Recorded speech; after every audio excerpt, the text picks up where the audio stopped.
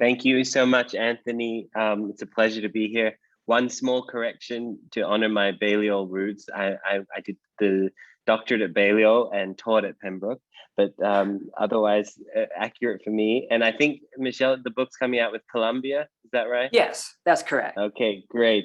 But thank you so much for the kind introduction. And it's a real pleasure to be here with Michele Moody-Adams to talk about her hugely exciting new book.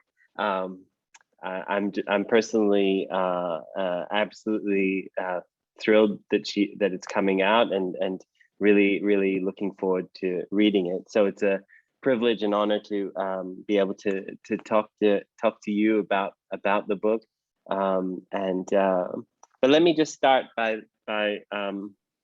asking you about the project and how it fits. You know, I know your work mostly through, and it was very influential to me about your work about moral progress, and gave me a different frame to think about theorizing justice, particularly in a real world sense, and drawing on history and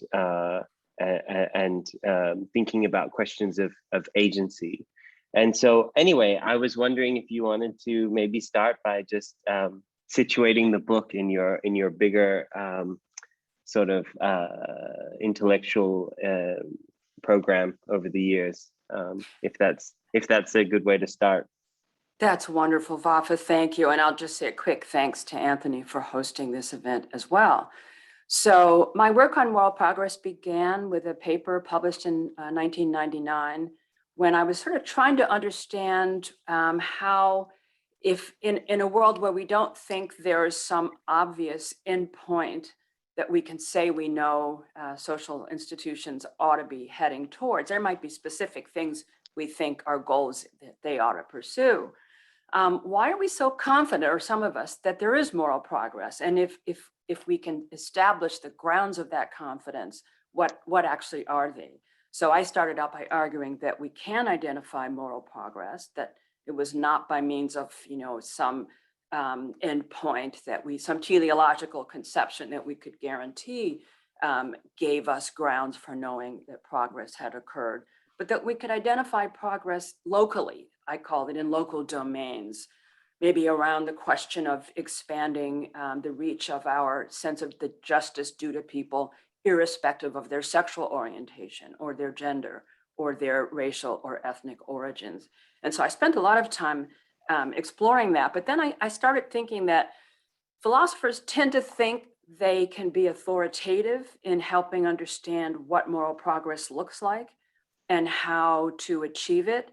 And I never want to deny that philosophers have an important role to play. Over the years, I've tried to say how important it is that we critically analyze arguments, we reflect on philosophical traditions, we even create imaginative visions of various sorts of what a just society looks like. But I came to agree with Michael Walzer, a little quote from his 1984 book, Interpretation and Social Criticism, in which he says that moral progress, insofar as we can actually recognize it, is more often a result of workmanlike criticism and political struggle than it is paradigm-shattering philosophical speculation. And I would say that that's probably the most fundamental guiding idea of the project that's coming out in June. I value what philosophers do. I don't think it's authoritative. I don't think history shows it's ever been authoritative. So I'm exploring in the book how that so-called workmanlike social criticism and political struggle have actually sometimes been the most important forces in making the world better. Very, very cool.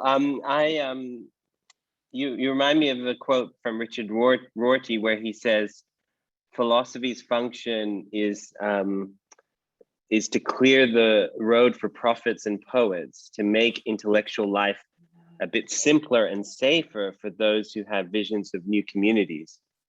I feel like you're kind of flipping the directionality of that point.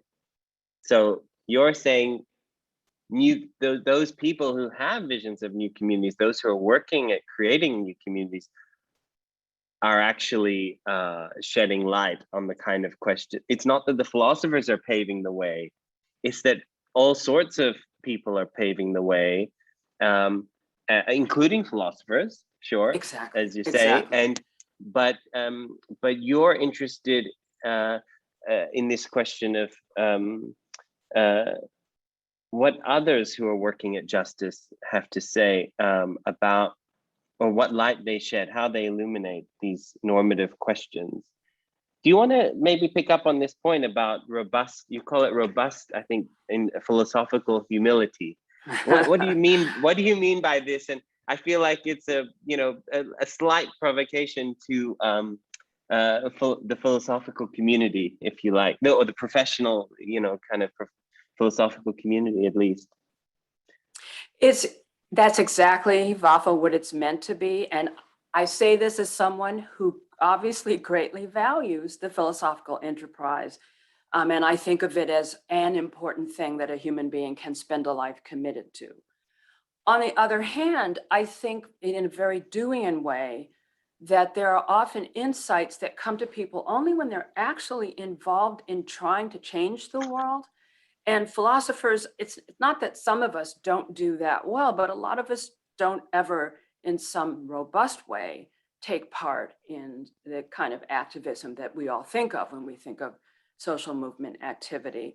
And, you know, it's become a very, I think, helpful idea in some parts of sociology that you can think of social movements as the phrase that Eierman and Johnson use as a form of cognitive praxis. There is a kind of knowledge that emerges from the practice of seeking justice and also of trying to persuade others to try to realize justice in the world. And that persuasion part is very critical to much of what I do, particularly in parts 2 and 3 of the book, when I acknowledge that even as I think we learn a lot theoretically about, and I'll say more later about the nature of justice itself and its sources from social movements, over time, they've also taught us the complexities of the kinds of activities we need to be involved in to actually realize it.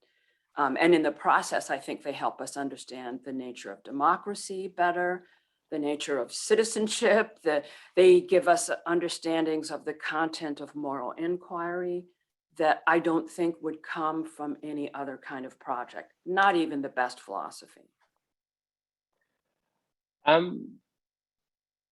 Let me pick up on this point about the nature of justice. I mean, you come from a very distinguished intellectual lineage.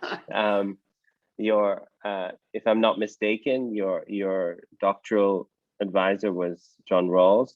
Absolutely. And in some respects, I understand in the book you do pick up some Rawlsian arguments around civil disobedience, and you discuss those. But in a more general sense, I feel like your project does challenge some of the orientation and sort of premises, not to say that there is not great value in the work of ideal justice theory, but you draw attention in your own, through the arguments you make, you're drawing attention to the great limitations of that approach, and what's missing. And I mean that across both the kind of coverage of what actually is missed, you know, what phenomena is missed, but also the elements of what makes you know, what realizing justice is really all about, and just sort of fundamentally, we'll come back to it, but I'm very interested in your thoughts on the role of, for example, imagination, the role of art. But anyway, let me just ask, with that kind of contrast with the dominant tradition in liberal political philosophy around justice, and how you see your take on theorizing about justice in light of that. Yeah. You're absolutely right that there is a sense in which this may be one of the most important disagreements that's fueling the book.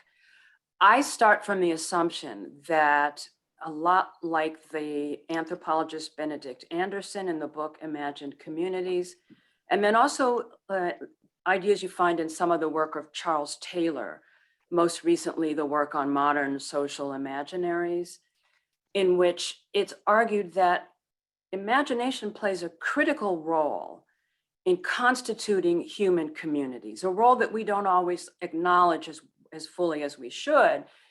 Anderson in the Imagined Communities book insists, look, if you're in a community that's larger than a small village and you can't count on face-to-face interaction with people on every important question, there must be some way in which you're able to kind of hold the image, so to speak, of your fellow citizens or just fellow human beings generally into your thoughts, in your mind, and your emotional reactions to the world. And imagination is so critical in a way that no theorist who puts discursive argument and discursive reason giving at the core of what it is to argue about values, to argue about political morality in particular. No theorist who puts reason as the core of that kind of argument can understand the role of imagination. Now, I draw very much on the writings of Iris Young here. I never want to argue that discursive argument is irrelevant or that it's a bad thing or that we don't need it. But there are forms of democratic communication, for instance, that will be insufficient, incomplete, inattentive to certain justice claims if all we are ready to listen to is discursive argument giving. Sometimes someone will need to give you a new story or show you a new way of perceiving yourself in relation to other people. So to change the aesthetic domain.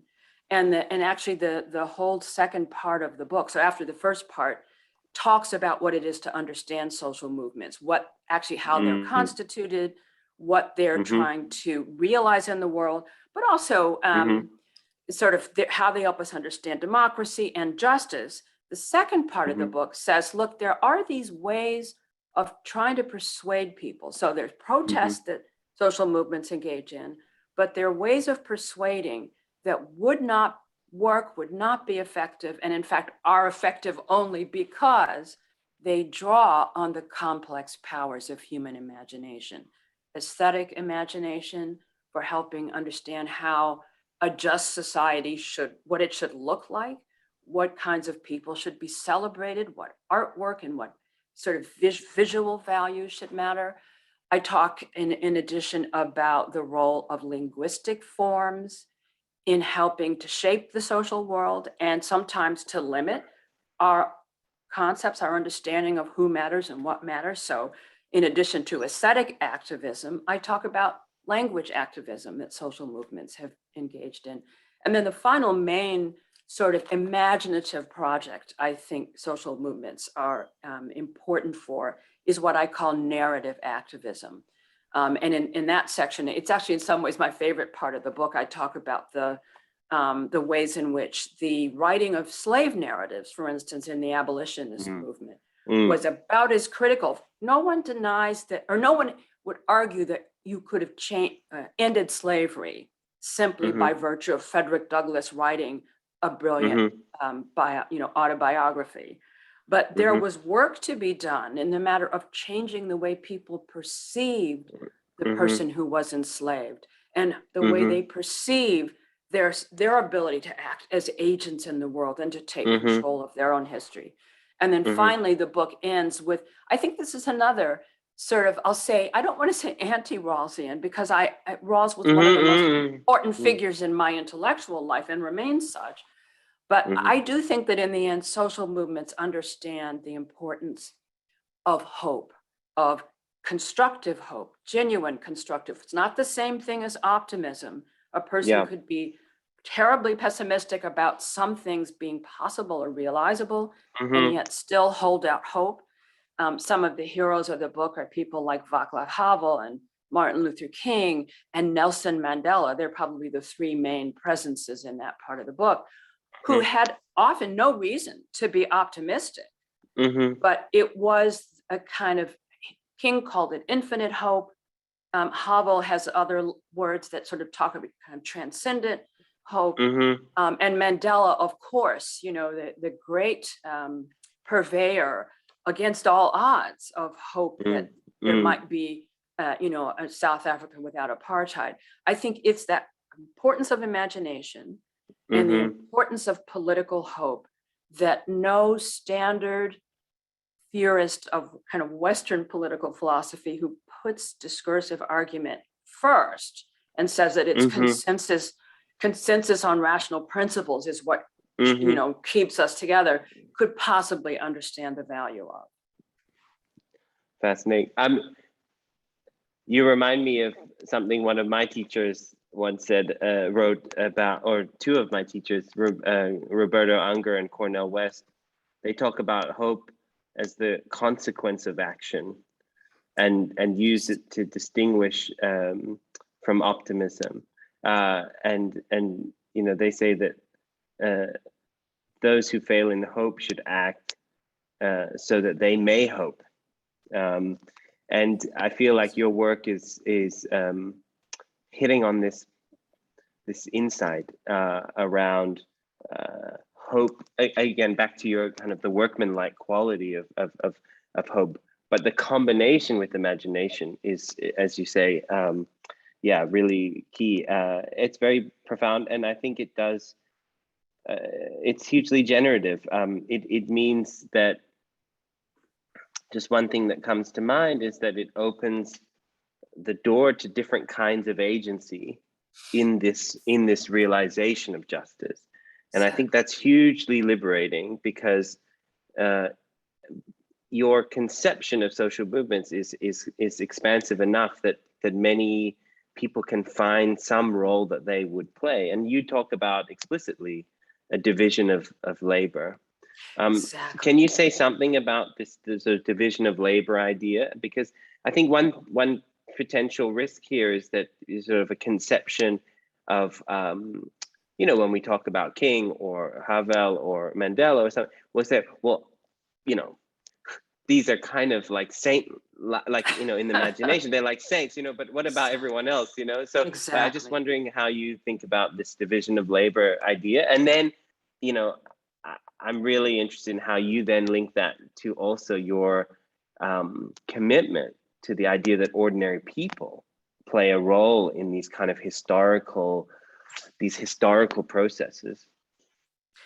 Vafa, these are really difficult questions. Let me try and take two or three to give you answers that can be concise. Sorry. Because these are really, sorry. Important. I really one of the things I will say, in part because I talk about 21 different social movements, 19 very constructive, progressive ones, and two not so, two that I think of as kind of backlash, counter movements. And one of the things you do see in all of the successful progressive movements is that there's always a balance between the power of the kind of rank and file member of the movement, but the willingness that they sometimes, I think, have and should have not to be afraid of the visionary leader. And the visionary leader cannot in any way be the whole of a movement. But there are, I even think kind of need, insofar as persuasion, so I talked about protest and persuasion, insofar as sometimes you need someone who's especially skilled at rhetoric. Again, here this is something that Iris Young, I think, nicely and rightly insists upon. Philosophy's been very suspicious of rhetoric, for centuries, for millennia. And in fact, there are some uses of rhetoric that actually are critical to moving social change forward, and that are best left to the people who are especially good at it. And rhetoric doesn't always have to be about the use of words, gestures. So Nelson Mandela makes this extraordinary gesture shortly after becoming the president of South Africa. He walks out onto the field during the rugby, this championship when the South African team was about to win. And it wasn't, we don't know if he liked rugby or didn't like it, but there's this wonderful, wonderful image of him, putting on the cap, shaking hands with the team captain in a way that cemented his readiness to say, yes, we're angry with you for what you did to us, white South Africans, but we don't want a bloodbath either. Let's try for conciliation. You're giving me chills. You're giving me chills. Well, can I say it gives me chills? Yeah. That was a kind of rhetorical gesture. Yeah. That's so much embedded in that gesture. So this is why one of the things I do a lot in the book is talk about the role of art, actually as both an element in some of the labor that social movements engage in, but also sometimes just as a stimulus for social activism. And one of the most wonderful things I learned myself while writing this was that Seamus Heaney, the great poet, Irish poet who wrote a verse version of the Sophocles, story of Philoctetes, who has wounded and he's left on an island basically for the wound to fester and die. And then they realize that they need him to save the polis. And he says there's a version of that story in the life of Nelson Mandela, imprisoned 24 years. And yet in 1990, when he's about to be released, he's willing to take part in this discussion about what might prevent, the kind of revenge that people might have rightly felt they wanted to exact. And so that those famous lines about hope and history rhyming it's from The Cure for Troy, that so nicely captures. Seamus Heaney called Mandela the miraculum, his intervention at this pivotal moment. And so I don't want to let the visionary leaders and their importance go, even as I certainly understand the importance of the ordinary person who doesn't expect to be thrown into the middle of this. In chapter 3 of this book, where I talk about the role of social movements in shaping collective moral inquiry, I spend a very large amount of time talking about the horrible murder of Emmett Till. It is, and there's a wonderful book by a literary scholar, I feel bad, her name's eluding me, it's called Humane Insight. Just an absolutely marvelous book that I read where I realized she was helping us understand that Emmett Till's mother realized that his horrible set of challenges to which she and her family were put through, that she needed to show the world that that he was a human being, that his suffering should not be for naught. And you don't want to focus only on suffering, but that there was something in the ability of this mother to demand that the world look at this suffering of this little boy. And I call him a little boy, he's 14. That reminds us that the role, sometimes people are even against their will, not just actively choosing, that her family became central to the kind of power that people realized they had to reclaim on their own as part of the civil rights movement. Horrible lynching, how do you respond to it? You show the world that it will not deter you from your search for justice. So again, people who are ordinary, quote unquote, if anybody is, rank and file, they matter as much as the visionary leader. And sometimes they matter in ways they could not themselves have anticipated. And so that this book tries to acknowledge that too. There's so many rich things to pick up on. This sort of relationship between moments and sort of moral fortitude or virtue or whatever, however we characterize it, this sort of how people deal with these certain moments, how they link to the big macro kind of unfoldment of justice or moral progress. It's just fascinating. Actually, I wanted to pick up on a related point and think about,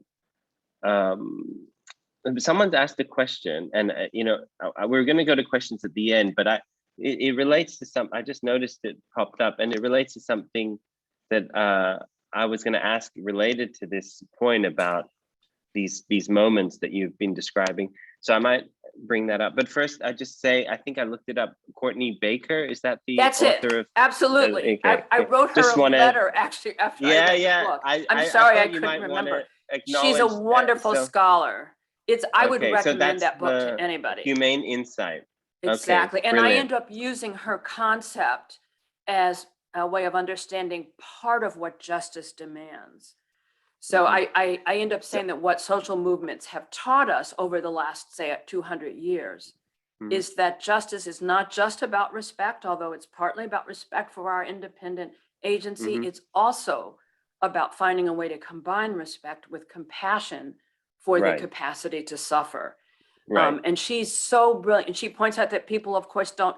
It's a double-edged sword to mention suffering, because, of course, for Mhm, marginalized groups, that right, suffering is a reminder of your vulnerability and the ways right. in which your vulnerability is exploited by people who treat you unjustly. But she wants to say there's a balance to be struck between resisting the exploitative use of suffering and gathering up the ability to force people to confront your suffering and Yeah. ask what justice to mean. For me, this is the George Floyd story.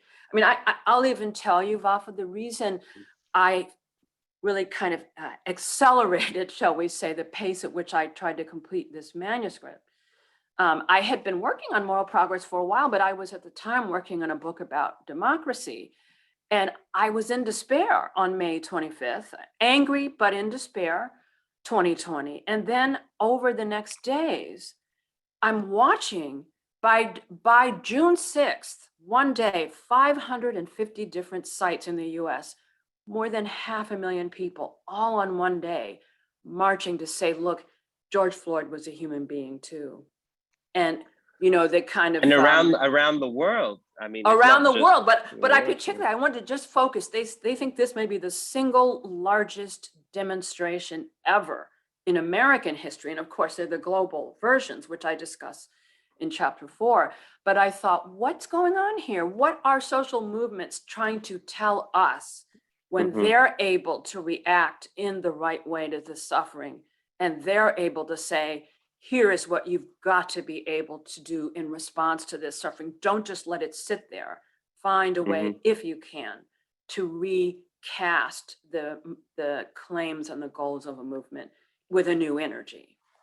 So let me pick up at this question I was going to ask. So, you mentioned literary scholarship, but work and how that's inspired you. But Joanne has phone asked, thanks for this great talk. Michele, your book sounds very interdisciplinary. Please, Yes. can you say something about the range of disciplines? So you've mentioned some you engaged with in researching this book, and whether philosophers have a special role relative to other thinkers you engage with. And I think this is much better put than what I was going to ask, which is that was very related, which I wanted to ask about what you think the role of social science is to tell these stories about the significance of some of these um, what may otherwise be lost to history, or these fragments of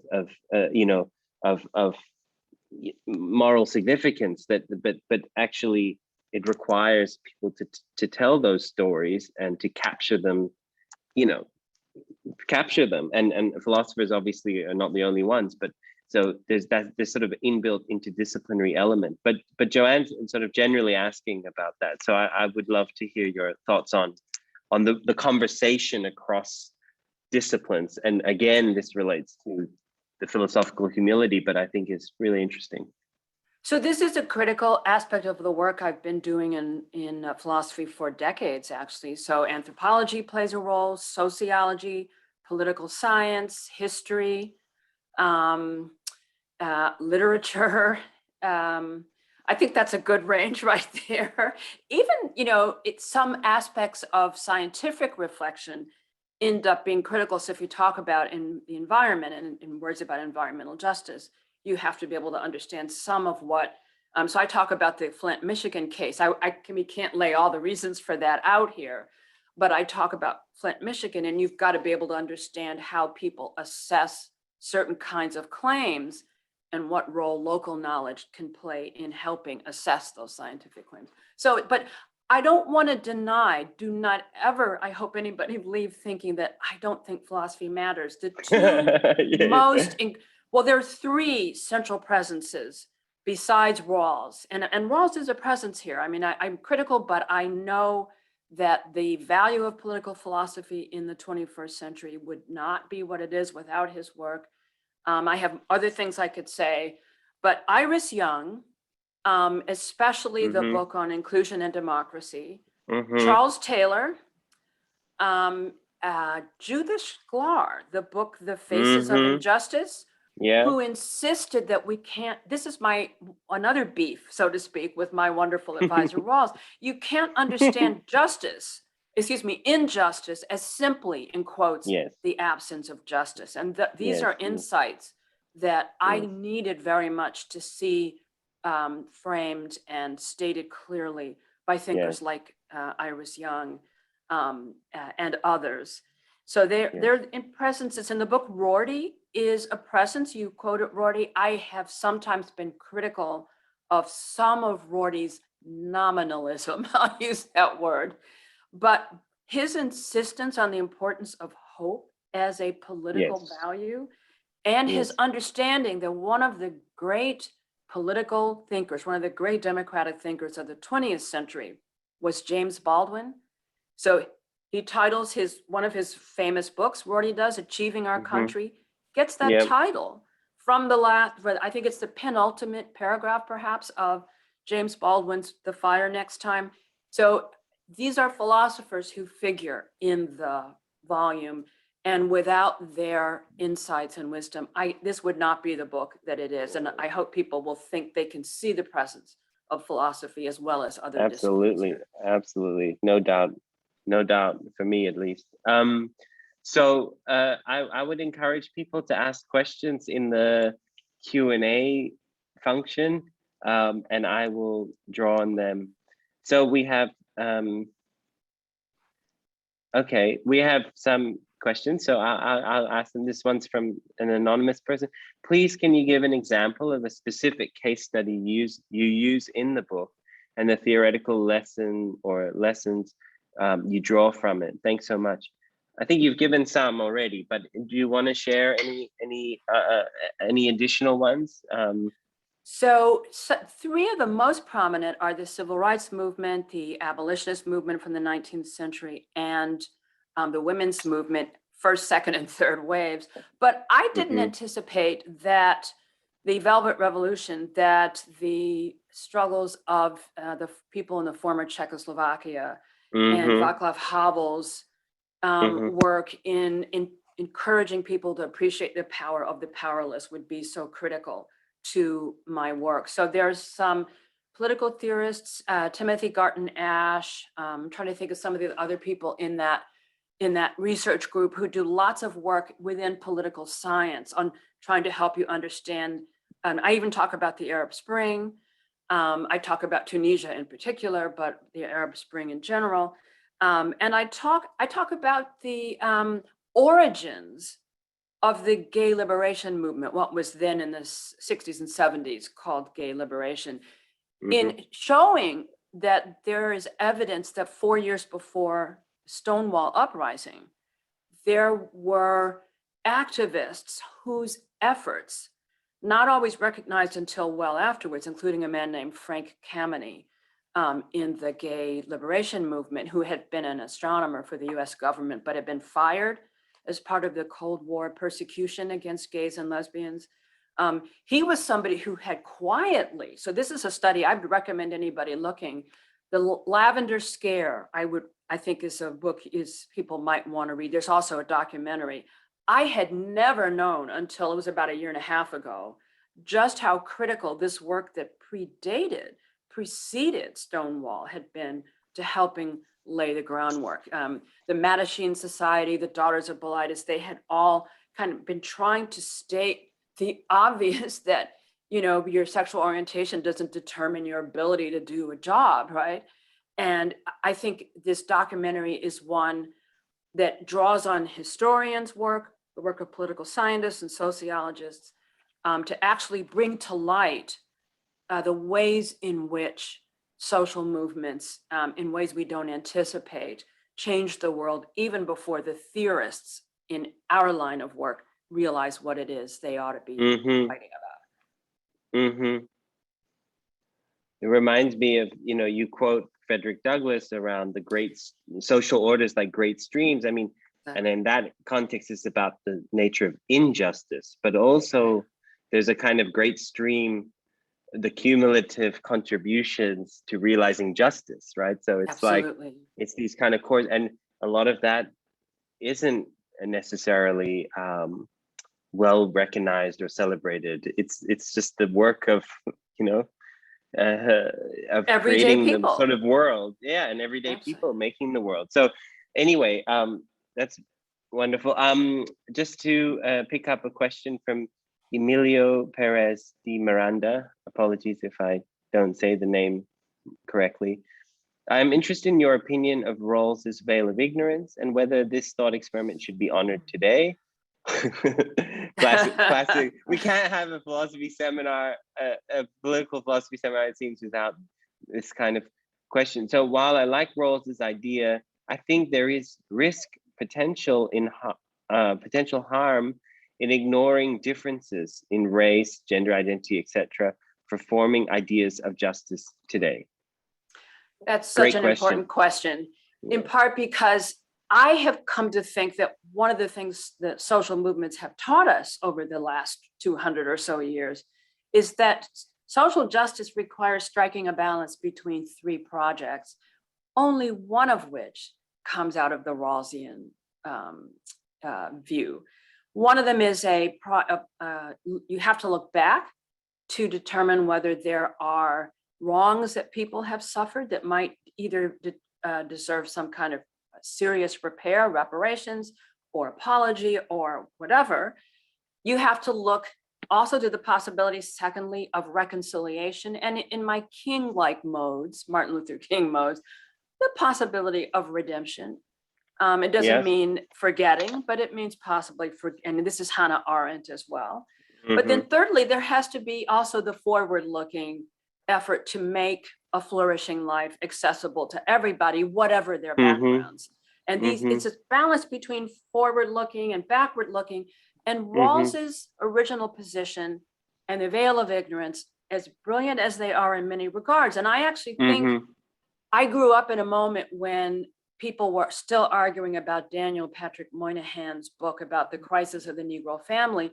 One thing that Rawls's project did was it said, stop asking whether you should be blaming Black folks or white folks for racial inequality. Maybe some of what you need to do is look forward and try to mitigate the effects of bad luck that people have had. On the other hand, I genuinely believe that there are some kinds of racial evil, some kinds of even gender-based evils that we do, where at least the question of whether people deserve some kind of reparations. I'm not generally a reparations kind of theorist, but I believe you cannot start by ignoring the possibility that some harms cannot be properly addressed unless you, and Rawls's original position, as brilliant as it is, I have come to call it in a different context, it's a refusal of history.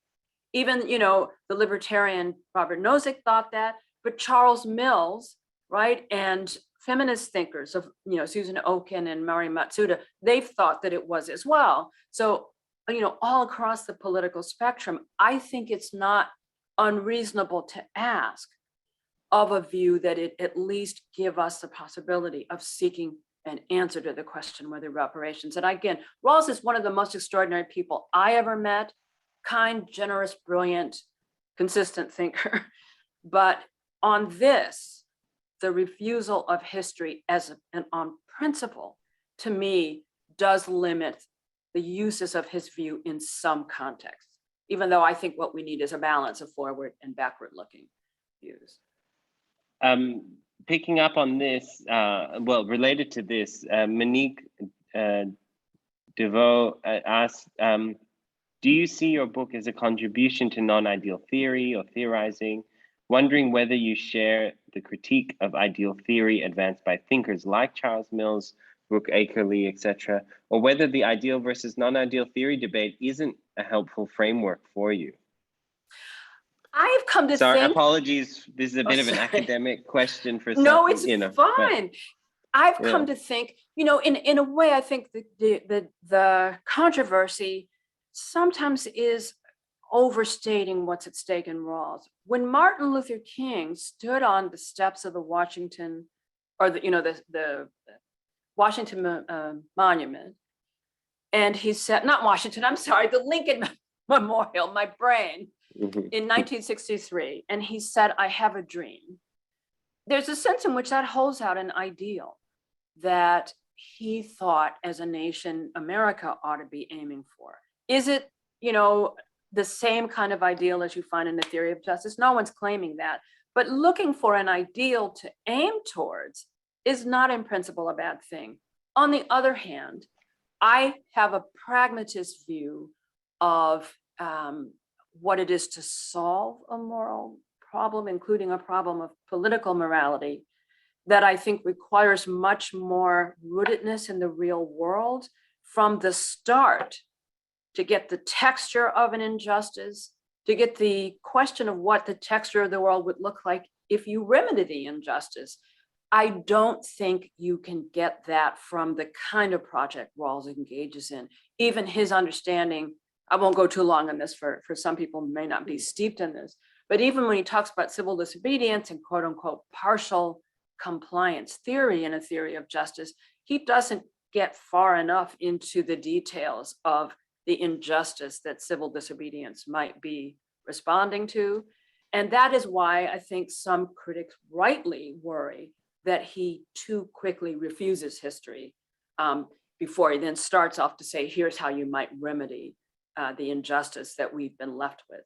So I see myself as I guess you could call it a contribution to non-ideal theory, but I don't feel for me that much hinges on it, because I think that a King kind of view, or a Mandela, if you read Long Walk to Freedom, or if you read, Václav Havel, or you read Catherine McKinnon, talking about what it would mean for women to lead lives that allowed them to flourish without fear of their security and so forth, that all these thinkers hold out some kind of ideal. It may not be the abstract, kind of 50,000 foot conception that you get in a Rawls, but it's a human project to say, where do we want to go? Mm-hmm. And then to ask, where do we get there? In fact, I think one challenge of some recent social movements, I will use Occupy Wall Street because I admire much of what they did, but I've always worried about what they didn't do, is that they did not. So they were pretty much a leaderless movement, and they were pretty much a movement that did not formulate explicit goals. And they did a lot in their leaderless movement. They gave us a vocabulary, the 1% and the 99. But I think without a goal, a movement has less chance of actually making the world genuinely better. There'll be short-term gains, but the long-term gains demand a vision. And it demands something you might call, quote unquote, an ideal. Mm-hmm. Okay, there's lots of questions flooding in. We'll pick up a couple. So someone asked social, and that was great, Monique, question from Monique. Another question, social and political philosophy really seems to have taken off. Which are some topics and thinkers in this field that you think are especially exciting? You've mentioned quite a few of. I was going to say, I hope I've mentioned quite a few. I actually think around race and gender and the question of institutional versus individual agency, some of the debates that are animating discussion right now. I sometimes tend to be kind of on the narrow side of saying, oh, institutional this and that. What about people who change things? But institutions and structures create frames within which people who don't mean to do bad things end up acting in ways that cause bad. So, you have to try to understand that. I think that's critical. I think the environment and climate justice is a place where there's still lots of work to be done, and I'm seeing lots of interesting things going. Some of that, of course, is around some communities that suffer environmental harms more than others. That's why the Flint, Michigan story figures in my book. I also think that the idea of how we should treat technology, not just artificial intelligence, but the role that even the technological gadgets we use in our daily lives, how they change our interactions with others. More political philosophers are asking questions about that now than they have. I don't think actually as many questions as they ought to. For me, some of my interest in social movements has intersected with these worries about social media. And the extent to which a movement that's largely driven by interactions on social media, the question is, does it do enough on the ground to prepare the movement to really change the world in the end? So I think those are 3 areas, or maybe I give you 4. 4, I think, yeah. Okay, can you say more, as another question, can you say more about, I'm trying to race through because we're running out of time. Can you say more about imagination with respect to our personal moral cultivation and how that could be tied to our imagination of what our communities ought to be? So imagination to me is not a single faculty. It is a complicated set of capacities we have that involves our ability to, form concepts, our ability to think about things that aren't nearby, our ability to appreciate art and so forth. And I think all of these varieties of imagination are critical to helping us appreciate what it is to lead the life that other people lead that we might be cut off from. Martha Nussbaum, in the book Cultivating Humanity, talks about the importance of what she calls narrative imagination. I think she's only talking about a half of it because she's talking about understanding narratives. I think it's also about creating them. But I think she's absolutely right. Until you ask and try to understand, I'll even say imagine, as Adam Smith might have said, what it's like to walk in somebody else's shoes. I think you cannot be a fully moral person. I don't think you can be a genuinely responsible citizen. And I think that we have, in the last 50 years of Western political thought anyway, we have not given enough attention to imagination. That's why I've been interested in the work of, as I said, of Iris Young and Charles Taylor and several other thinkers. Amy Kind is another one. She's part of the reason for this book. She's a colleague at Claremont McKenna College. We had a wonderful conference about 2 years ago, maybe, called Imagination and Social Change, I think. And the interaction and the exchanges at that conference were just so rewarding. So she's somebody whose work I think also, even if she's not always writing about political morality, it's clearly relevant to helping us understand the role of imagination. Okay, fantastic. Candice Delmas asks, how do you think reactionary social movements within the framework you articulate? I guess, how do you think of reactionary social movements within the framework you articulate? Do they also expand or restrict our moral and conceptual spaces? How should we think their motivations and noxious effects? So I spend a fair amount of time. Sorry.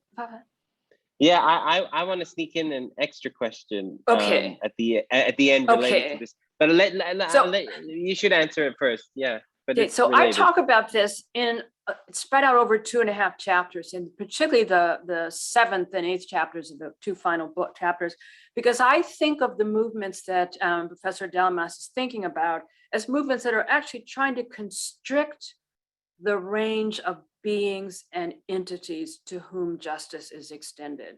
I think of them as counterweights to movements that are trying to expand the circle, so to speak, to use language from Peter Singer. I think of them as sometimes being convinced, and I think we can argue them out of it. This is what I try to show in the book. Sometimes they're given a kind of simulacrum of hope that tends to be linked with despair and fear and resentment of others they imagine to be stealing something from them. And I think it is possible. Doesn't mean you're going to catch everybody or capture everybody, but it's possible by actually coming to see that even the person who signs up, or some of them, for some of these movements, they're people who also deserve humane regard. They may be telling you by their membership that they think they've been left out. And, you know, I'm not going to sign on yes or no, but it's no accident that we talk about the flyover culture in the US context. I think there must be versions of this in other nations, where people who will say they think pointy-headed intellectuals, maybe like me, somehow think they don't matter and they don't count. I mean, I hope I'm not in that group. And I try to argue in the book about how some people you can't reason with, and this book is not about that, but you can show that they have, some of them, been kind of swindled by a simulacrum of hope that will not itself be able to constitute a constructive basis for flourishing social life. They've been told that it has. Make X great again by crushing some other group, or get rid of these people you don't like because they don't look like you and they're quote unquote taking your jobs. You have to try to understand what Arlie Hochschild, the sociologist, calls their deep story. This is book Strangers in Their Own Land. Doesn't mean you accept the story, but you say, okay, you know, I hear you. You have a story. Do you understand that there are elements of your story that in fact do not match the way the world really is? And can we show you some story that actually better represents the truth? And maybe our stories will have to coincide in some deeper way. But I accept that there are such movements. And I think there are some people in them who really want you to try to pull them back from the brink. I believe that. Well, this is great, because I wanted to close with this, again, I think a bit of a provocation you've made around civic grace and the importance of civic grace. I think it's interesting because it does seem to be in such short supply. And it's not so much controversial in itself, but in the sense that it can feel hard to muster in a situation where it's in short supply. But you've touched on that in that answer. So I don't know if you want to say anything more about civic grace, because I think you just covered it. But yeah, but maybe two sentences. Yes, that I please. think the general attitude that will see us all through, sometimes not all the worst things, but some of the worst, is a kind of readiness to extend goodwill, even to people who may be our opponents. Some of our opponents we can't talk to, but that's twofold. I think the readiness of the people in the movements based on resentments, not to listen to the other stories anymore. They're trying, you know, the curricular fights at school boards, they're trying to block the stories out. We need to find a way to show them these stories are partly their story too. But you can't do that until you ask them to understand the importance of extending this kind of goodwill. And when they lose out in an election, understanding that democracy depends upon our willingness to sometimes say, you know, I lost this one, but maybe I'll win it, and maybe I can win other people over, not by crushing or resenting, but by trying to convince. But on the other side, and then I'll close, I worry about some progressive thinkers and activists, people I respect and admire, who don't want to allow for the possibility that people who have either done or failed to question bad things might be somebody redeemable. Hannah Arendt says forgiveness, you know, releases you from the predicament of irreversibility. Desmond Tutu talks about the importance of being at least open to forgiveness. And you will hear in the language of some of the people who are criticizing in the American context, the kind of, you know, the straw man they call critical race theory. Very few actually even know what they mean. You will hear them say, well, you know, those progressive thinkers, they don't want to say or allow that we can ever be forgiven or that we could ever change. They just see us as, you know, unavoidably, unfailingly bad. And maybe that sense of the stain of injustice never being something, it's not that you do away with the truth of injustice, but you open up the possibility that a person might be able to remove the stain of injustice from their character. The injustice is there. It needs to be fixed. It shouldn't be denied. But do you have to hold people responsible in the way of a moral stain that can never be reversed? Because then people don't want to talk to you at all. So civic grace to me has to be extended in all directions. And it's hard. It's very hard. I'm not going to deny.